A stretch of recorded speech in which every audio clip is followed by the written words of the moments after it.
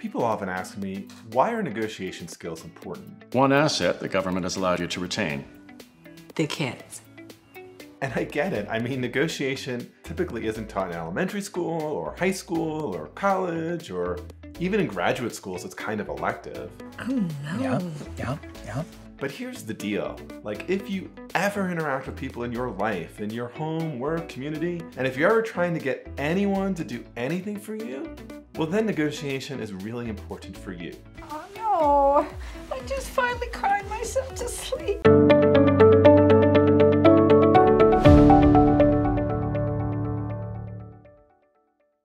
I'm Bob Bordone, and I'm a senior fellow at Harvard Law School and the founder and former director of Harvard Law School's Negotiation and Mediation Clinical Program. I'm also the founder and a principal at the Cambridge Negotiation Institute, and I've been teaching negotiation to individuals and organizations around the world for more than 2 decades. So if you're wondering why are negotiation skills important, here's why. Because at the end of this, you're going to know how to get your significant other to go to your dinner choice of sushi instead of what they want to do. And you're going to learn how to get the people on your team to accept your design proposals rather than theirs. And you're going to learn how to get your kids to bed without a big fuss. And you're going to do this all without manipulating anyone, without ruining any relationships, and without being dishonest, and frankly, probably with having a bunch of fun. Oh. Excited beyond compare. So what do I mean here? Well, I think all too often we think of negotiation as some formal thing, something the president does with Congress, or that our nation does with North Korea, or that a labor union does with management. Okay, where are the tips and tricks? We've been watching this for 5 minutes. She's talking in circles. So we think I don't really do that. I don't negotiate.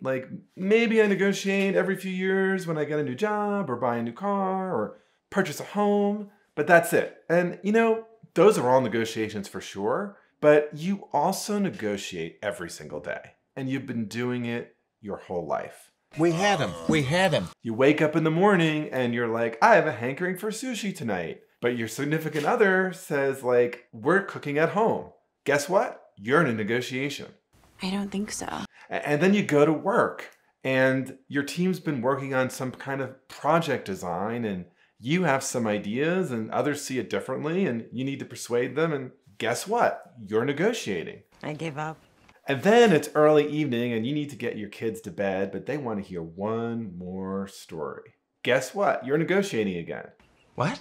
Right? So even a baby negotiates, because when a baby cries, it's a communication trying to get the attention of a parent or guardian to do something like hold me or feed me or change my diaper. We can't afford a baby right now, and let's be honest, neither can you. So all of these communications are negotiations, and as we get older, we need more skills than just becoming a big crybaby. I mean, I know probably a lot of you negotiate with people who are crybabies, right? They kvetch and they complain and they become difficult until they get what they want, but these are really not great negotiators. I mean, they may get what they want, but at the loss of a relationship or goodwill in the process. Also, typically these people are not as cute as a baby, so it doesn't work well for them. I know!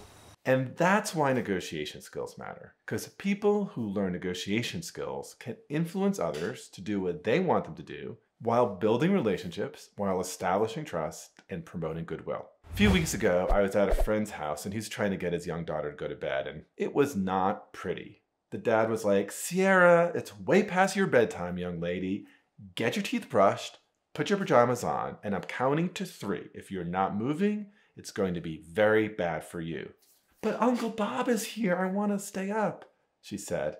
You've already stayed up. You're going to be cranky tomorrow. You don't want that. But Daddy, no. 1, 2, and Sierra runs to the bedroom. She slams the door. She's crying. I mean, I'm sitting there awkwardly. I mean, listen, don't get me wrong. I am definitely not the toddler whisperer here, but from a negotiation perspective, this could have gone down way better than it is. So let me just give you an example, right? If my friend said something like, hey, this has been so much fun with Uncle Bob tonight, but let's make it extra special, Sierra. What YouTube videos of Bob's do you want to watch tonight after you brush your teeth and put on your jammies? Now, is it possible that Sierra would have resisted? I mean, yeah, of course, kids will be kids. But the latter framing puts an entirely different spin on bedtime, assuming as she should, that Sierra really likes watching Bob's YouTube videos. And who doesn't like watching Bob's YouTube videos? As an aside, it might actually also make her fall asleep. Oh! Ow! So another really critical point here is that being good at negotiation certainly means getting what you want, but it's not manipulation. In fact, really good negotiators, those who learn the skills, are able to do a number of critical things. Get what they want, but actually also help the other side get what they want, and build good relationships, and establish goodwill, and they can do this all without manipulation.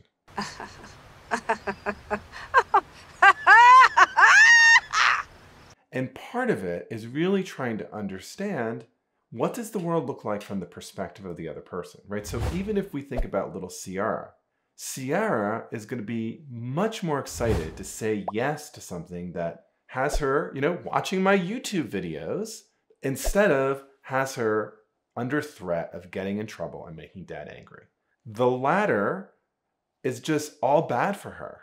The former is attractive, it's yesable. Oh, and guess what? Dad actually achieves his goal, and there's no lying involved. In fact, she's going to get to watch some really amazing YouTube videos, and little does she know, she's going to learn a lot about negotiation along the way. Did you do that? No. So what I want you to think about here is negotiations are all around us. It's not just the big ones. They come up every single day, multiple times a day. Anytime you're trying to persuade anyone of anything, you're negotiating. And the really best negotiators are getting what they want, helping the other side get what they want, and doing it all without manipulation, without hurting relationships, without lying, and without distrust. He wanted to sign, Johnny. He wants the towel. That's it. Just on the line. What is happening here? So my point here is that people who learn about negotiation skills learn entirely different ways of framing influence opportunities every single day in ways that no longer look like a battle of will. So some of my lessons. First, pay attention to any time you're trying to influence anyone. And I guarantee it happens several times a day. Secondly, how can some of the more stressful moments here, right, whether it's the campaign for a sushi dinner, the opportunity to win your colleagues to your design proposal, or the nighttime bedtime wrangle, be transformed if you had some better and improved negotiation skills? I am suddenly overwhelmed with regret. Mastering negotiation skills can make a difference for all of us. And if you want to learn how to do it better, I invite you to visit the Cambridge Negotiation Institute, where you can take some courses on it, or even more, keep watching these videos.